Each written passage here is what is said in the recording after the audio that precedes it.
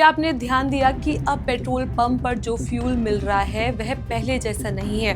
अब उसमें सिर्फ पेट्रोल ही नहीं बल्कि 20% तक एथेनॉल भी मिलाया जा रहा है। इसे कहा जाता है E20 पेट्रोल।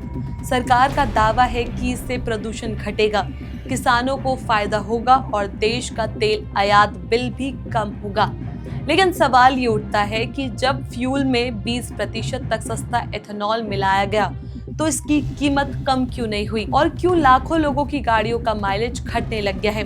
नमस्कार, मैं हूं चेष्टा नागर, आप देख रहे हैं द हिंदी टॉप। तो आइए इस पूरे सच को समझते हैं इस वीडियो में हम। E20 पेट्रोल दरअसल एक ऐसा ईंधन है जिसमें 80% तक पेट्रोल और 20% तक एथेनॉल मिलाया जाता है। एथेनॉल एक तरह का अल्कोहल है जिसे गन्ने, मक्के, चावल या सड़े हुए अनाज से बनाया जाता है।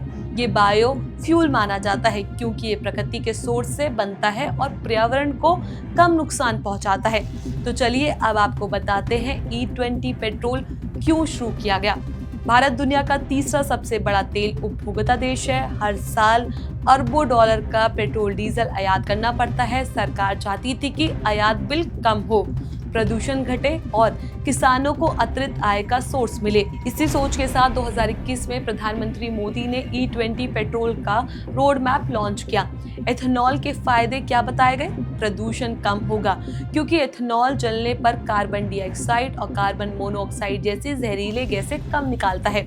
आयात पर खर्चा कम होगा। 20% तक एथेनॉल मिलने से 20% तक पेट्रोल बचाया जाएगा। किसानों को फायदा होगा। गन्ना और मक्के से एथेनॉल बनेगा तो किसानों को फसल का बेहतर दाम मिलेगा। बर्बाद अनाज का उपयोग, जो अनाज खराब हो जाती है, उससे भी एथेनॉल बनाया जा सकता है। लेकिन असली सवाल, कीमत कम क्यों नहीं हुई? नीति आयोग के 2021 की रिपोर्ट में साफ लिखा था कि जब पेट्रोल में एथेनॉल मिलाया जाएगा तो उसकी कीमत सामान्य पेट्रोल से कम रखी जानी चाहिए।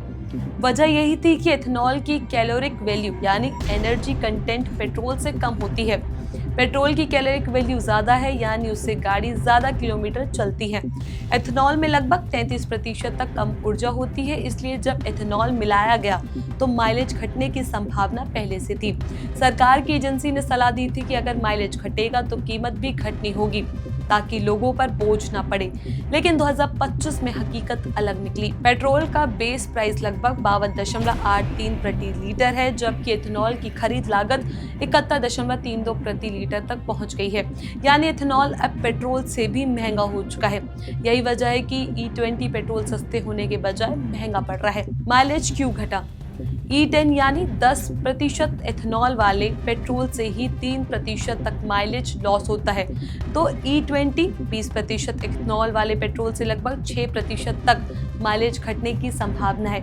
इसका मतलब है कि पहले आपकी कार 1 लीटर में 15 किलोमीटर चलती थी, अब वही कार लगभग 14 किलोमीटर ही चल पाएगी। यानी अब आपको ज्यादा पेट्रोल खरीदना पड़ेगा।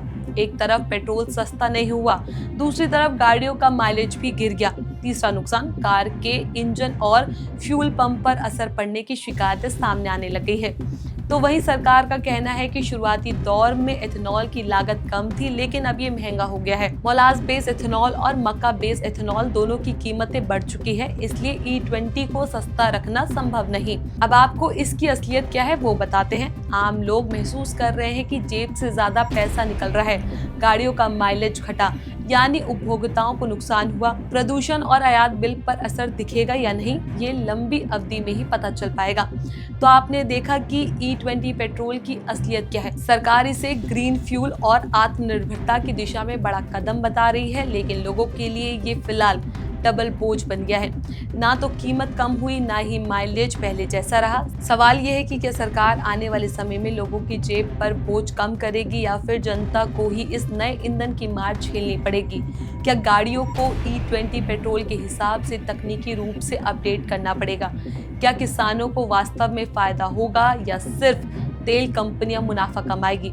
इस खबर पर आपका क्या कुछ कहना है? आप इसे कैसे देखते हैं? हमें कमेंट सेक्शन में जरूर बताएं। ऐसी और भी वीडियोस के लिए आप हमारे चैनल द हिंदी टॉप को सब्सक्राइब कर लें। इसके अलावा आप हमें X, Facebook और Instagram पर भी फॉलो कर सकते हैं।